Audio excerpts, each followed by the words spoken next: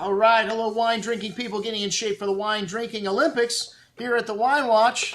That's right, it's always nice to see one of these cult producers from Napa Valley walk in the door. I've been hearing about this dancing Hare's wine for a while, and poof, right in front of me just pops in the door. And this is one of these small production wines. David Abreu, the consulting enologist, Andy Erickson makes the wine along with Michelle Roland. So just by hiring those two guys, ching, ching, ching, the price is going to be expensive. But the wine is going to be good. And we only make a few hundred cases.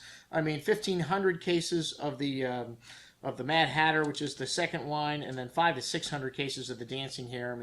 Hey, you can charge pretty much whatever you want to. You're going to eventually sell it out. Somebody's going to think that they need to have this wine. And that's to say, the wines are very good, too. You pop the bottle on these wines, and they're not hard to sell to people that have the money that can afford to pay for them.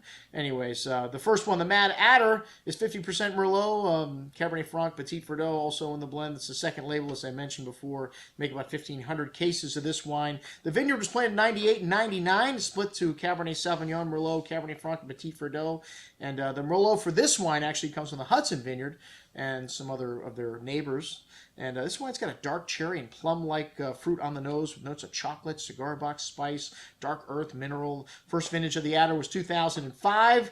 The Dancing Hare was 2003. So these wines are relatively young still. You can't even put together a 10-year vertical of them yet. Smooth and polished on the palate, though. This wine's got nice ripe and round tannins. This 2009 vintage showing some good weight here. A nice freshness, ripe red cherry and plum fruit showing all the way to the end. A big Merlot, very elegant style Merlot as well. And nice notes of herbs and toasty oak spice and good complexity here. Excellent bottle of wine. All right, the Dancing Hare's Vineyard. This wine's got definitely a notch up in concentration level here.